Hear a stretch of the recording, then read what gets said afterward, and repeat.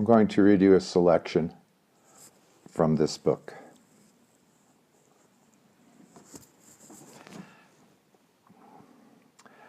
The Lilas are the teaching.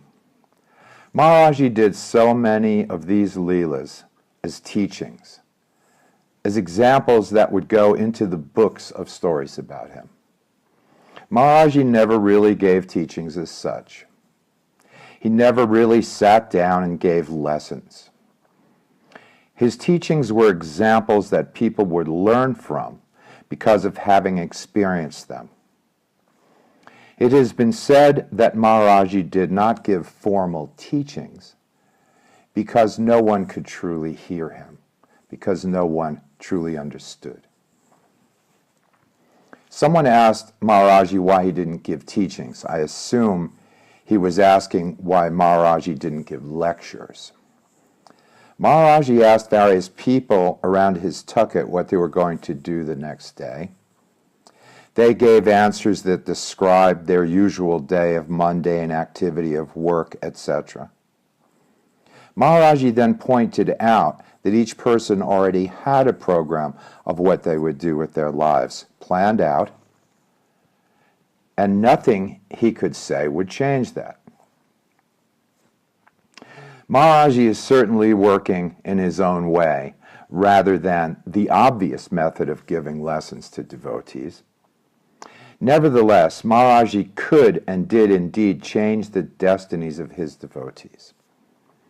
It was his play to refute his ability to teach anything.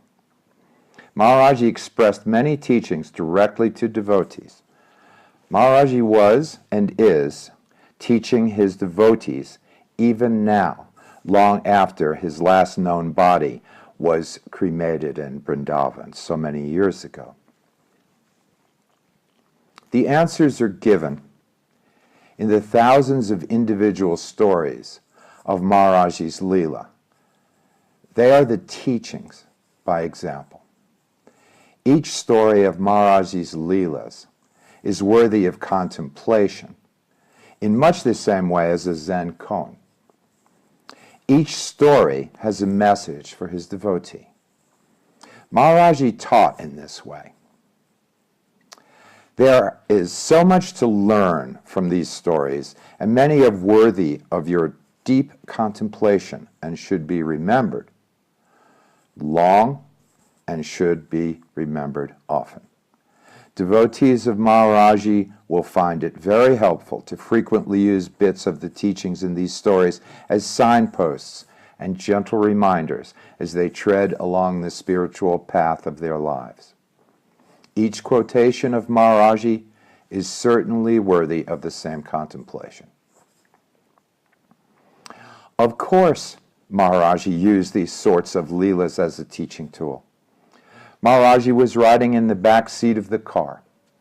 Gurudat Sharma was riding beside him. There was a driver in the front and also another man. Sharmaji is a very proper Brahmin. He always does his practice in silence. However, this time he suddenly began to sing Shri Ram Jai Jai Ram very loudly with his voice. Maharajji immediately yelled at him, saying, "Do your practice in silence." Gurudat claimed that Maharajji had caused him to sing that so that he could give instruction to the passenger in the front of the car. Thus, Maharajji was able to instruct this man through a little drama. The core of the perception of Maharajji is the Leelas. The Leelas are Maharajji's use of the powers of the unseen physical and non-physical to manifest on the physical. Everything about Maharajji is Leela. If you are conscious of having entered the Leela of Maharajji, you know exactly what I mean by this.